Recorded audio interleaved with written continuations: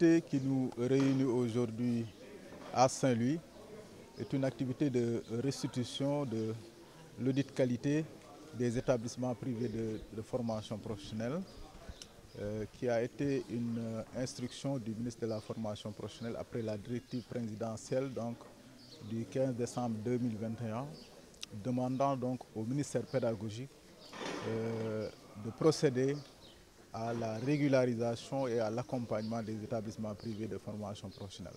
Donc c'est la raison pour laquelle le ministère a engagé ses services techniques compétents pour la réalisation de l'audit qualité des établissements privés. Et au niveau national, ils étaient 457 établissements à être ciblés. Et au finish, nous avons visité 368 établissements. Aujourd'hui, nous pouvons dire sans risque de nous tromper qu'au Sénégal, les établissements privés de formation professionnelle sont classés selon leur performance. Nous connaissons la performance de chaque établissement. Nous connaissons également les contraintes des établissements pour pouvoir demain apporter des prescriptions, des suggestions, des accompagnements.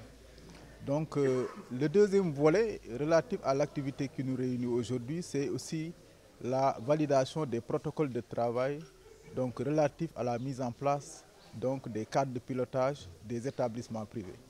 Le ministère veut implanter dans chaque académie un cadre de pilotage et au niveau national, un cadre national de pilotage. Pour qu'au moins qu'au Sénégal, nous puissions disposer dans le secteur de la formation professionnelle privée des organes consultatifs qui seront des forces de proposition qui pourront s'adresser aux autorités et vraiment de concert aller dans une dynamique de résolution des problèmes dans une perspective d'amélioration de la qualité de la formation dans les dispositifs privés de formation professionnelle et technique. Ce qu'il faut reconnaître, c'est que le privé quand même, au Sénégal, plus de 65% de l'offre est privée.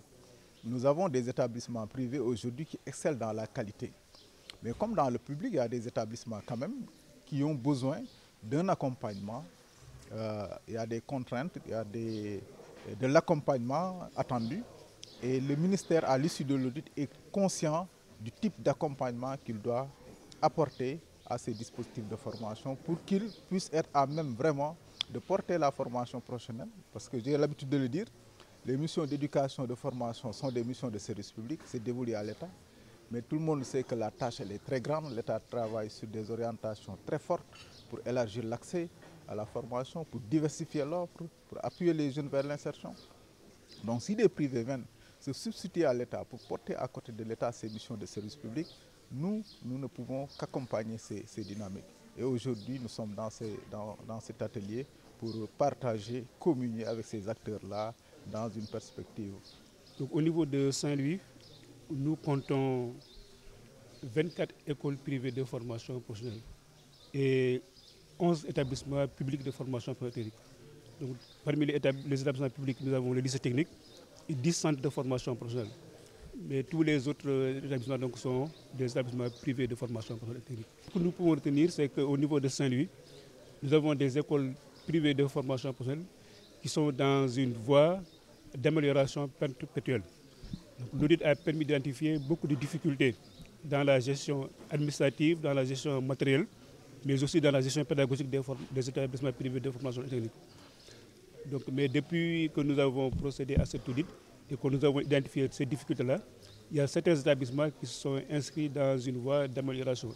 C'est ainsi que les établissements qui ne disposaient pas de documents relatifs à la gestion administrative ont mis en place ces procédures-là.